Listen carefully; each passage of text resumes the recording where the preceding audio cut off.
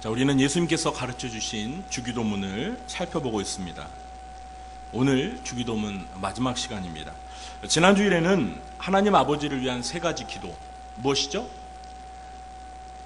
하나님 아버지의 이름과 나라와 뜻을 위한 기도에 담긴 의미를 살펴보았습니다. 오늘은 우리 자신을 위한 세 가지 기도에 담긴 의미를 살펴보려고 합니다. 잘 배우셔서 기도 생활에 꼭 적용하고 실천하시기 바랍니다. 첫째, 우리는 우리의 필요를 위해 기도하되 욕심을 버리고 기도해야 합니다. 우리 자신을 위한 첫 번째 기도는 11절입니다. 오늘 우리에게 일용할 양식을 주시옵고입니다. 이 첫 번째 기도에 담긴 의미를 살펴보기 전에 먼저 성경책에 기록된 이 기도문과 실제 우리가 암송하는 기도문과 약간 다르다는 사실을 지적하고 싶습니다. 먼저 저와 여러분이 실제 주기도문을 암송할 때 어떻게 암송하죠? 오늘날 우리에게 일용할 양식을 주옵시고 이렇게 암송하죠. 그런데 오늘 성경 말씀 11절을 보시면 오늘날이 아니라 오늘입니다. 여러분, 오늘날과 오늘은 한 글자 차이지만 그 의미는 전혀 다릅니다. 오늘날은 이 말하는 사람이 지금 살고 있는 시대를 의미합니다. 간단히 요즘 시대, 이게 오늘날의 의미입니다. 영어로 보면 nowadays 이렇게 할 수가 있겠습니다. 그러나 오늘은 24시간으로 규정된 하루에 해당하는 날입니다. 오늘날과 오늘은 시간의 길이가 다릅니다. 오늘날이 오늘보다 시간의 길이가 훨씬 긴 시간입니다. 아무튼 예수님께서 주기도문을 가르쳐 주실 때 사용하신 말은 오늘날이 아니라 오늘을 의미하는 그리스어 세메론입니다. 오늘날은 틀린 번역입니다. 그러니까 오늘부터 오늘날이라고 암송하지 마시고 오늘이라고 암송하시기 바랍니다. 오늘부터 오늘이라고 암송하시기 바랍니다.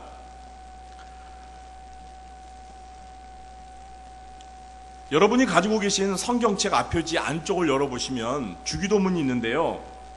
그죠? 성경 안쪽 왼쪽 페이지에 보시면 주기도문이 있습니다. 그런데 이 주기도문에도 보면 오늘날이 아니에요. 오늘 우리에게 일용할 양식을 주시옵고 이렇게 되어 있어요. 성경 본문도 그렇고 이제는 오늘날이라는 표현은 없습니다. 그럼에도 불구하고 우리는 과거에 옛날부터 그냥 암송해오던 그 습관대로 하다 보니까 계속 오늘날이라고 하는 거예요. 오늘날이라고 하지 마세요. 이게 습관이 되다 보니까 그냥 오늘날이라고 이렇게 자연스럽게 나오면 뭐 어쩔 수 없는데요. 이제 여러분들께서 바로 아셨으니까 뭐 저도 앞으로 주기도문을 외울 때는 오늘이라고 이렇게 고쳐서 외우도록 노력을 하겠습니다. 우리 자신을 위하여 드리는 첫 번째 기도는 오늘 우리에게 일용할이라는 말이 뭐예요? 그날 하루에 사용할 이란 뜻이죠. 일용할. 하루에 사용할. 그러니까 오늘이 맞죠.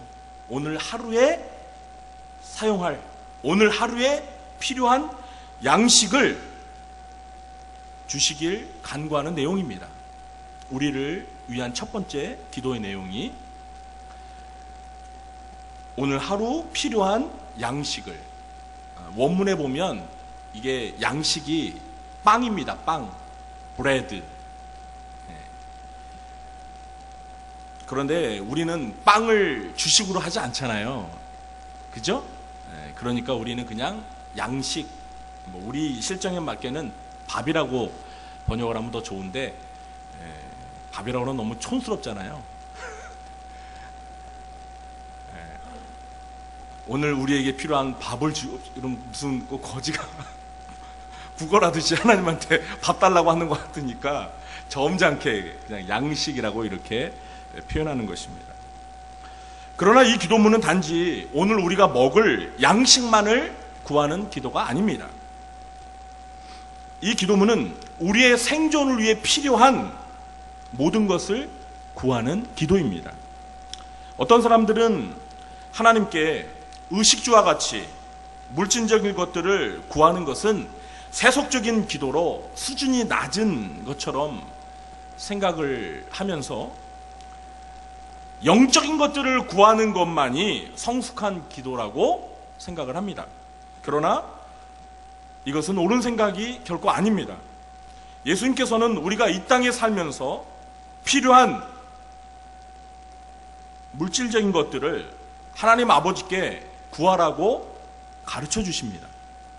따라서 우리가 이 세상에서 살아가면서 필요한 것을 구하는 것은 잘못된 것이 아닙니다. 수준이 낮은 것도 아닙니다. 이것은 매우 정당한 기도입니다. 다만 우리가 우리의 필요를 위해서 기도할 때 중요한 것은 얼마만큼을 구해야 하느냐는 거예요. 예수님은 우리가 하나님 아버지께 필요를 구할 때 얼마만큼 구하라고 그래요? 오늘 하루 우리에게 필요한 만큼 구하라고 하십니다. 1년도 아니고 한 달도 아니고 일주일도 아닙니다. 이틀치도 아니에요. 단 하루 오늘 필요한 만큼만 주시도록 기도하라고 말씀하십니다. 여러분, 어떤 사람들은 이렇게 생각할 수 있습니다. 야, 하나님은 정말 째째하시다. 기왕에 주시려면 한 달이나 1년치를 넉넉하게 줄 테니까 많이 구하라고 하시지 겨우 일용할 양식을 구하라고 하시다니. 여러분, 그런 생각 안 드십니까? 그러나 일용할 양식을 구하라고 하신 예수님의 말씀에는 단지 욕심을 부리면서 기도하지 말라는 그런 부정적인 의미만 담겨 있는 것은 아닙니다.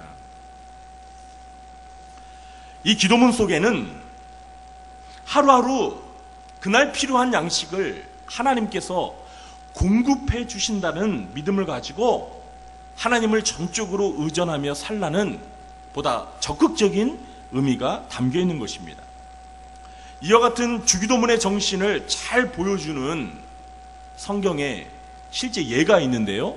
그것은 바로 이스라엘 백성이 광야에서 40년 동안 날마다 하나님이 내려주시는 만나를 먹은 사건입니다. 출애굽기 16장 4절을 보시면 하나님께서 이스라엘 백성들에게 만나를 주실 때 이렇게 말씀하셨습니다. 그때 여호와께서 모세에게 이르시되 보라, 내가 너희를 위하여 하늘에서 양식을 비같이 내리리니 백성이 나가서 일용할 것을 날마다 거둘 것이라. 일용할 것을 날마다 거둘 것이라. 이같이 하여 그들이 내 율법을 준행하나 아니하나 내가 시험하리라.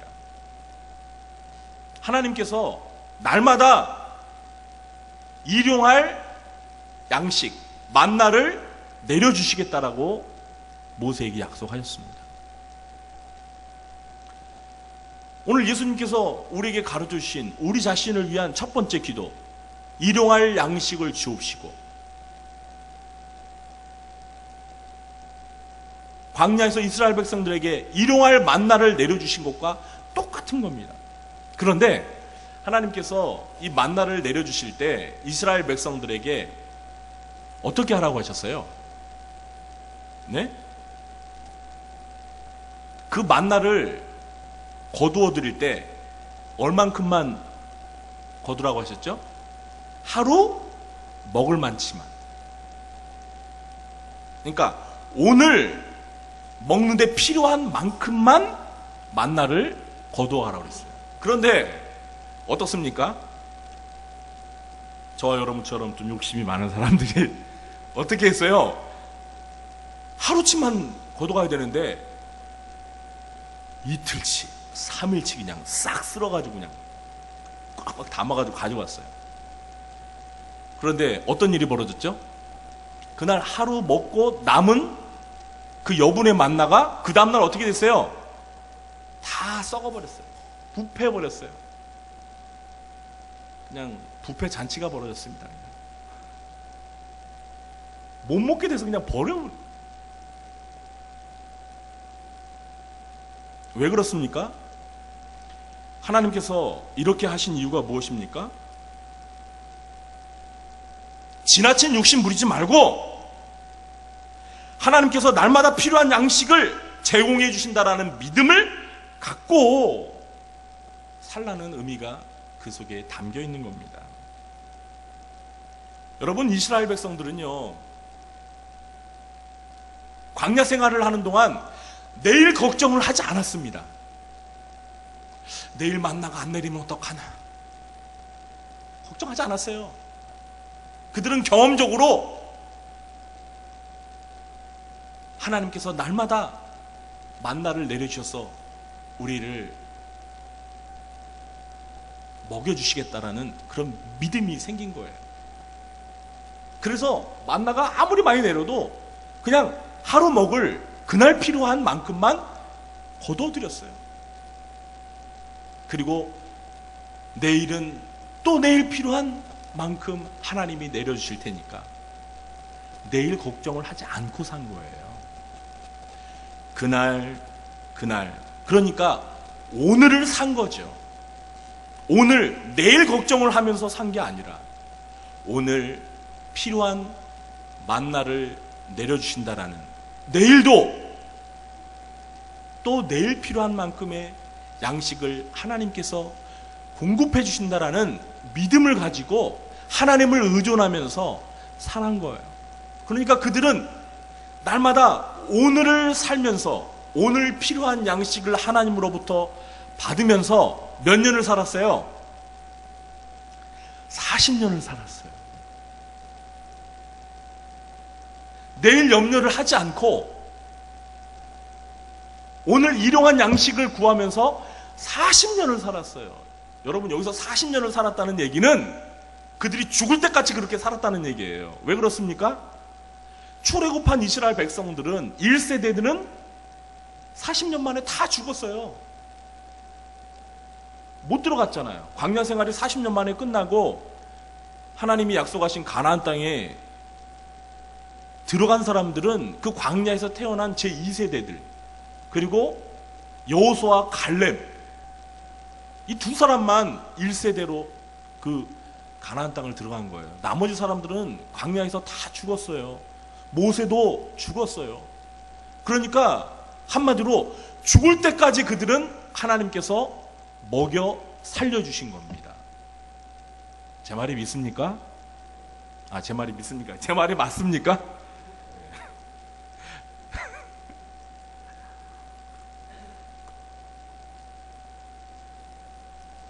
사랑하는 성도 여러분, 하나님께서는 여러분의 하루하루를 책임져 주실 능력이 있으심을 믿으시기 바랍니다. 그러므로 먼 미래를 걱정하지 마시고요, 하루하루 그날의 필요를 채워주실 것을 기대하며 믿으며 오늘 필요한 만큼만 하나님 앞에 구하며 사시기 바랍니다.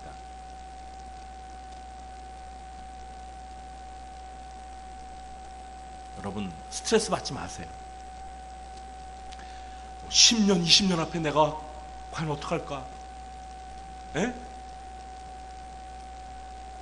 어떡하지? 내 노후는 어떻게 되는 거지? 왜 벌써 걱정하십니까? 정말 하나님을 믿으면은요, 오늘 필요한 것을 구하세요. 그리고 내 미래를 하나님께 맡기세요. 그렇다고 여러분 이걸 오해하시면 안 됩니다. 야, 내가 그냥 날마다 오늘 필요한 양식만 구하면 일하지 않아도 하나님께서 먹여주시겠구나. 그거는 아니죠. 성경에 어디 일하지 말라고 그랬어요. 사도 바울은 일하기 싫어하거든 아예 먹지도 말라고 그랬어요. 그렇게 성경을 오해하면 안 되죠. 우리가 땀 흘려 열심히 일해야 되지만 우리가 하나님 아버지께서 날마다 우리의 필요를 채워주시고 그렇게 우리의 미래도 우리의 평생도 책임져 주실 것이라는 믿음을 가지고 욕심 부리지 말고 하루하루 살라는 거예요. 여러분 앞으로 그렇게 사시기 바랍니다. 그러면 스트레스 받을 것도 없어요. 둘째로 우리는 먼저 다른 사람의 죄를 용서하며 우리 자신의 죄 용서를 위해 기도해야 합니다. 우리 자신을 위한 두 번째 기도는 우리의 죄 사함에 관한 내용입니다. 12절 말씀이죠. 우리가 우리에게 죄 지은 자를 사하여 준 것 같이 우리 죄를 사하여 주시옵고. 예수님은 하나님 아버지께 우리의 죄를 사해 주시길 기도하라고 말씀하십니다. 그런데 죄 사함을 위해 기도할 때 먼저 선행되어야 할 전제 조건이 있습니다. 그게 무엇이죠? 우리가 우리에게 죄 지은 자를 사하여 준 행동이 하나님이 우리 죄를 사해 주시는 것보다 먼저 선행되어야 한다는 것입니다. 그러니까 우리가 하나님께 우리의 죄를 사하여 주옵소서라고 기도할 때 이미 벌써 우리는 우리에게 죄 지은 사람을 사해 준 거예요. 이게 영어로 보면 시제가 아주 분명한데 과거에 이미 내가 기도하는 우리 자신이 우리에게 죄 지은 사람을 용서해 줬어요. 그리고 나서 주님께 주님 현재 저의 죄를 용서해 주세요 라고 이렇게 기도하는 것입니다. 그래서 이 12절의 기도문은 우리 자신이 먼저 타인의 죄를 용서해 주어야 하나님께서도 우리 죄를 용서해 주신다라는 의미를 담고 있는 것입니다. 더욱이 주기도문에 이어서 따라오는 14절, 15절 말씀은 이런 생각을 더 확실하게 뒷받침해 주고 있습니다. 우리 14절, 15절 말씀 다 한 목소리로 읽어보겠습니다. 너희가 사람의 잘못을 용서하면 너희 하늘 아버지께서도 너희 잘못을 용서하시려니와 너희가 사람의 잘못을 용서하지 아니하면 너희 아버지께서도 너희 잘못을 용서하지 아니하시리라. 아멘. 분명 이 14절 15절 말씀은 우리가 남의 잘못을 용서해 주는 여부에 따라 하나님 아버지께서 우리의 잘못을 용서해 주실 수도 있고 용서해 주지 않을 수도 있다라고 말씀하고 있습니다. 맞습니까? 그렇습니까? 안 그렇습니까? 네. 뭐 너무나 명백한 거예요. 예수님이 어렵게 말한 것도 아니고 너무나 분명하게 말씀하셨어요.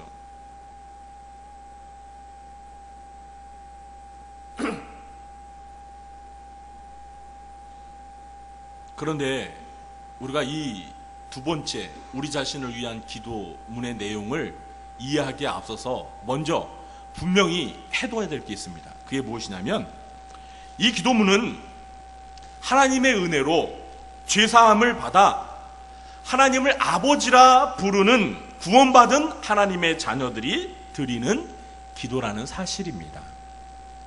다시 말해서 이 주기도문으로 기도를 드리는 사람들은 먼저 하나님으로부터 죄사함의 은혜를 경험한 하나님의 자녀들이라는 것입니다.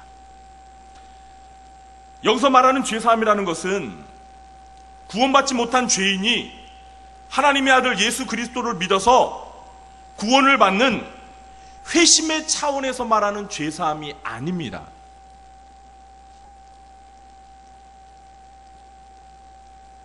이렇게 죄인이 구원을 받아 하나님의 자녀가 될 때 죄사함을 받는 것은 어디까지나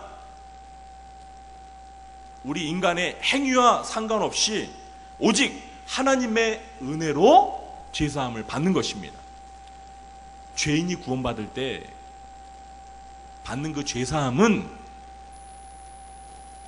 우리의 어떤 선행의 여부와 상관없이 하나님께서 은혜로 죄를 사해 주시는 거예요. 그런데 오늘 예수님께서 이 주기도문에서 말씀하시는 죄사함은 죄인이 구원을 받을 때 받는 그 죄사함이 아니라는 거예요. 이 죄사함은 이미 구원을 받은 하나님의 자녀들이 구원받은 이후에 짓는 죄에 대한 죄사함을 말하는 것입니다. 우리는 여기에서 구원받은 하나님의 자녀들도 죄를 지을 수 있다는 사실을 기억해야 합니다. 그리고 그 죄에 대하여 하나님께 반드시 죄 용서를 구해야 한다는 것도 기억해야 합니다. 그런데 구원파 같은 이단들은요, 한번 예수님을 믿고 구원받을 때 과거와 현재와 미래의 모든 죄가 사함을 받았기 때문에 구원을 받고 난 다음에는 하나님의 자녀들은 이제 더 이상 죄를 회개하는 기도를 드려서는 안 된다라고 주장을 합니다.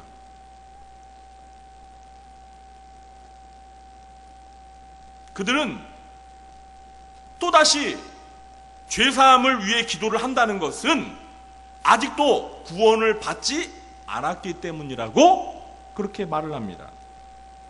그래서요, 이 구원파에서는요, 주기도문을 기도하지 않습니다. 구원파 다니는 사람들은요, 주기도문으로 기도를 하지 않아요. 왜 그렇습니까? 이 주기도문 안에 우리의 죄를 사해달라고 하나님 앞에 죄 사함을 받는 기도가 포함되어 있기 때문입니다. 심지어요, 구원파 사람들은요, 어떤 주장까지 펼치냐면, 이거 제가 직접 들은 거예요.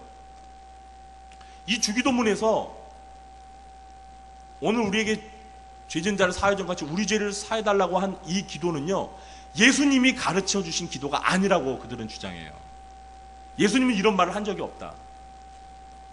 근데 후대에 예수님의 제자들이나 예수님을 따르는 사람들이 예수님이 이런 말씀을 하시지 않았는데 이렇게 첨가해가지고 성경책에 넣은 거라고 이렇게까지 주장을 해요. 자기네들의 그 교리를 정당화시키기 위해서 예수님이 가르쳐 주신 이 기도까지도 부정을 하는 거예요.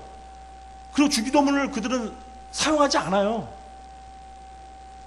아니, 예수 믿고 죄사함을 받아서 구원을 받았는데 왜 또 죄사함을 달라고 회개 기도를 하냐는 거예요. 그래서 그 사람들은요, 구원파 사람들은 죄를 회개하는 기도를 하지 않습니다. 참 이상한 사람들이죠. 정말 그렇습니까? 우리가 예수님을 믿고 죄를 용서받고 하나님의 자녀가 되어 구원을 받았으면 이제 더 이상 우리 죄 안 짓습니까? 어떻습니까, 여러분? 죄 안 지셨어요? 죄송해요, 저 죄 많이 졌어요. 구원을 받고 죄를 졌으면요, 회개 기도해야죠. 하나님 앞에 죄 사해달라고 기도해야죠. 예수님이 하늘에 계신 우리 아버지에게 기도하라고 했잖아요. 하나님을 아버지라 부르는 구원받은 하나님의 자녀들에게 예수님이 기도를 가르쳐 주면서 우리의 죄를 사해달라고 기도하라고 했잖아요. 그 말은 뭐예요? 우리가 하나님의 자녀지만 우리에게 죄가 있다는 거예요. 구원을 받았어도 죄를 짓고, 그리고 죄를 지었으면 하나님 아버지께 죄를 사해달라고, 용서해달라고 기도를 하라는 거예요.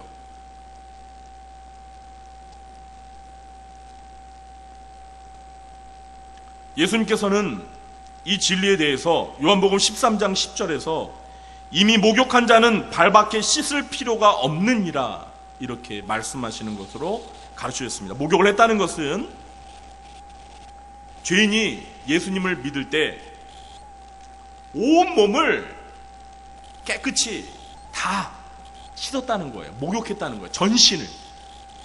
이 말이 무슨 의미예요? 예수님을 믿을 때 우리의 모든 죄가 깨끗이 다 씻어졌다는 거예요. 예수님을 믿을 때 하나님께서 죄인인 우리들을 의롭다고 인정해 주셨다는 거예요.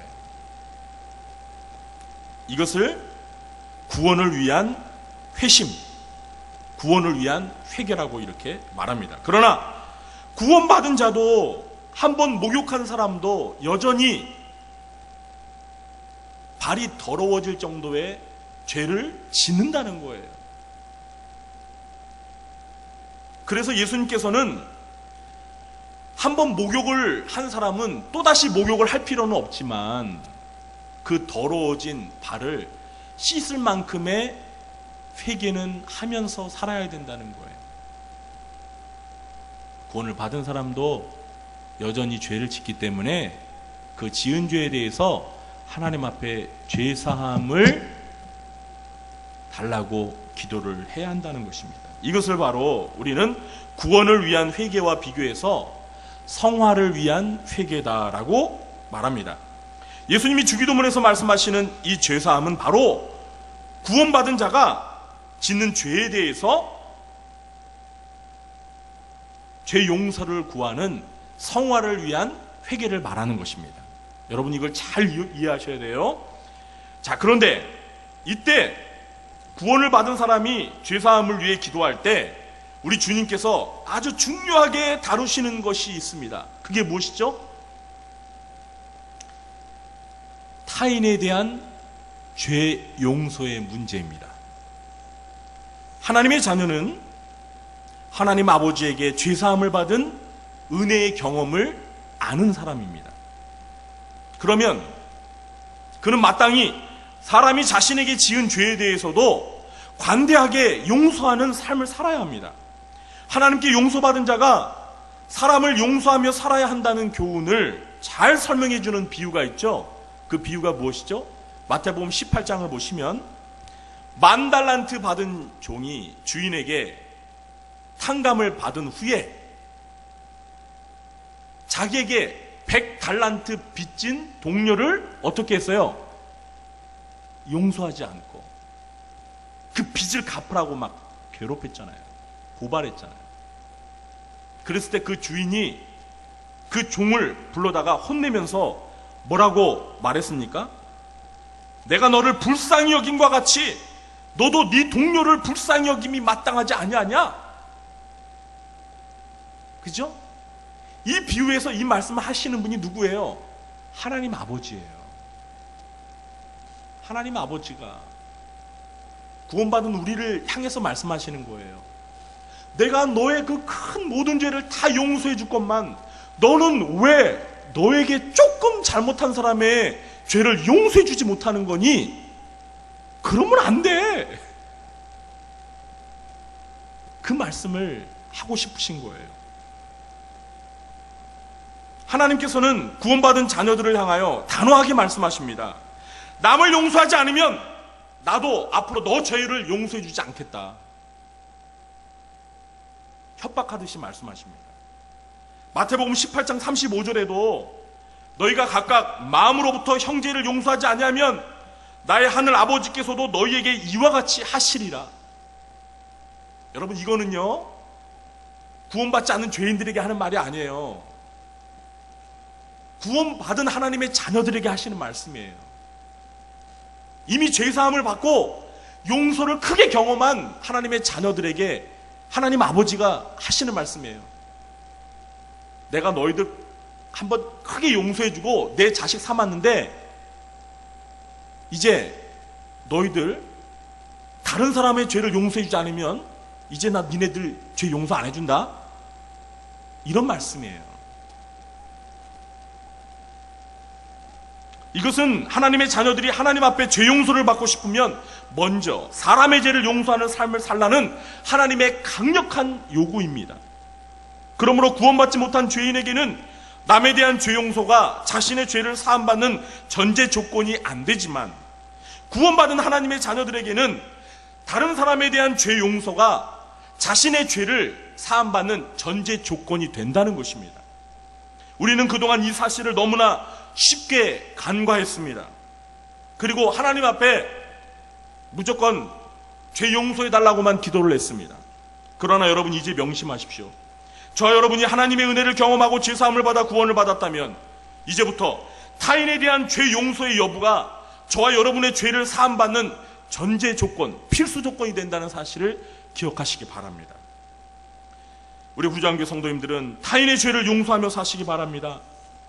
예수님이 베드로에게 말씀하신 대로 70번씩 7번이라도 용서하셔야 합니다. 그래야 하나님께서도 저와 여러분의 죄를 용서해 주십니다.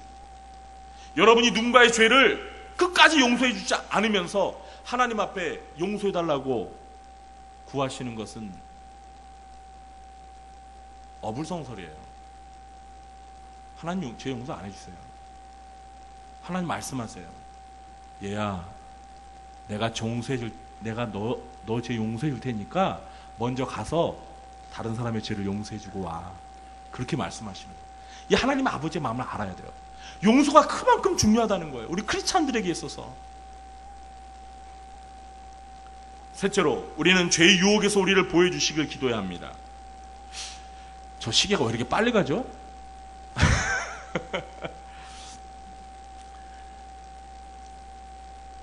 우리는 죄의 유혹에서 우리를 보호해 주시길 기도해야 합니다. 우리를 위한 세 번째 기도의 내용은 13절 전반부입니다. 우리를 시험에 들게 하지 마옵시옵고 다만 악에서 구하옵소서. 여기서 말한 시험이란 유혹입니다. 그러니까 이 세 번째 기도는 죄를 짓도록 하는 유혹에 빠지지 않도록 기도하라는 것입니다. 그리고 악에서 구하옵소서 이렇게 기도를 하죠. 근데 여러분께서 그 악이라는 단어를 보시면 그 앞에 3이라는 작은 숫자가 써 있는 걸 보실 수 있을 겁니다. 그리고 그 성경 아래쪽을 보시면 그 숫자 3에 악한 자에게서도 라는 설명이 붙어 있는 걸 보실 수 있죠. 그러니까 이 세 번째 기도는 우리를 죄짓도록 유혹하는 악한 자로부터 구해 주셔서 우리가 유혹에 빠지지 않게 해달라는 기도인 것입니다. 여기에서 악한 자는 그럼 누굴 가리키는 걸까요? 네? 악한 사람들을 가리킬 수도 있지만 사탄 마귀를 가리키는 것입니다. 사탄 마귀. 이 원문을 보시면 그 악한 자라고 이렇게 정관사가 붙어 있어요. 그 악한 자. 특정한 사람을 가리키는 거예요. 특정한 자. 그 누구겠어요? 네? 온 세상에서 가장 악한 자가 누구예요? 마귀죠. 사탄. 그렇습니다. 사탄 마귀는 하나님의 자녀들이 죄를 짓도록 온갖 수단과 방법을 동원하여 유혹합니다. 여러분, 얼마나 우리 주변에 유혹의 손길들이 많습니까? 현대인들은 지난 과거의 어느 역사의 어느 시대보다도 죄의 유혹이 많은 환경 속에 살아가고 있습니다. 여러분, 저는 그렇게 생각을 해요. 이 보디발 장군의 그 유혹을 뿌리쳤던 요셉도 오늘날 지금 시대에 오면은 좀 힘들었을 것 같아요. 옛날 시대의 성도들이 오늘날 이 말세의 끝자락에 살고 있는 우리를 보면 그럴 것 같아요. 야, 진짜 안 됐다. 진짜 참 경건하게 살기 진짜 어려운 시대, 진짜 자기네들 시대보다도 더 유혹이 많은 시대에 이렇게 살고 있다는 걸 아마 다 인정할 것 같아요. 여러분, 정말 얼마나 유혹의 손길이 우리 환경 속에 많습니까? 정말 눈을 어디에 돌려야 될지 모르잖아요. 귀를 어디에,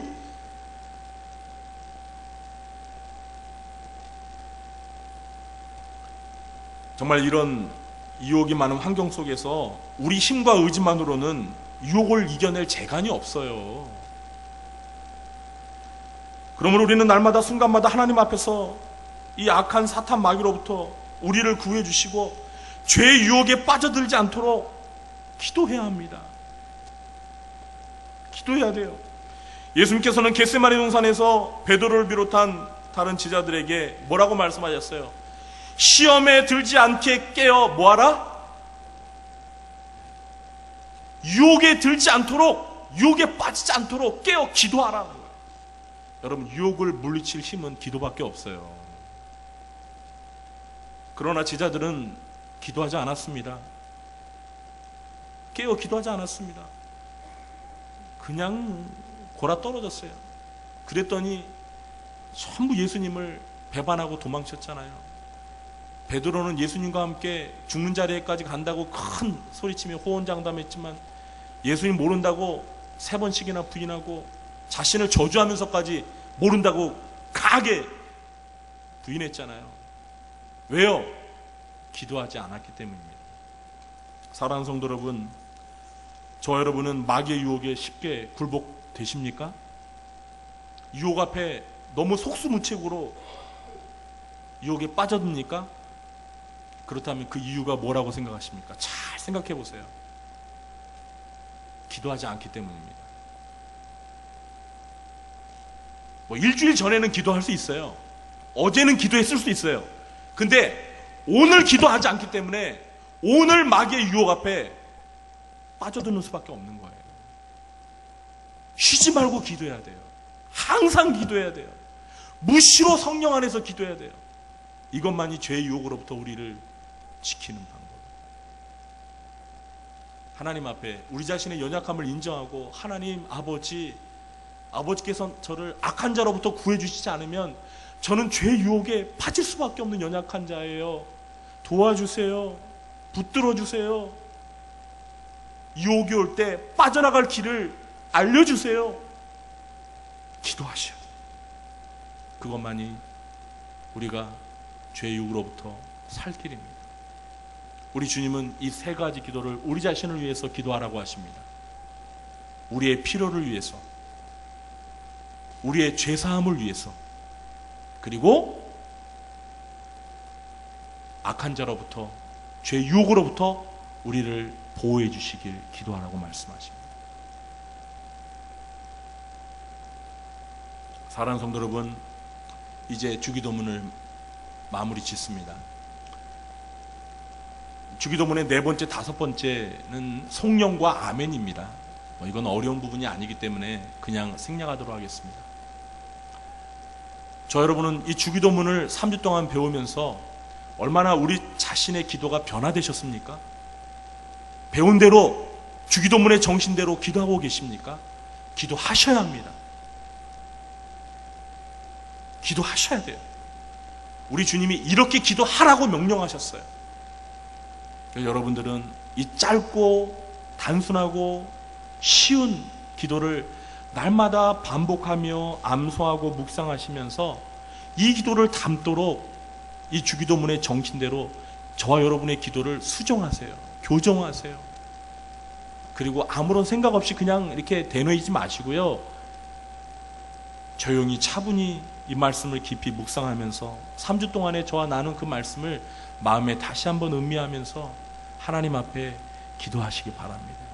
그러면 그 주기도문이 얼마나 능력 있는 기도라는 것을 여러분은 체험하실 수 있을 것입니다. 이렇게 기도하시는 기도자가 되시길 주님의 이름으로 축원합니다. 모두 자리에 일어나셔서 찬송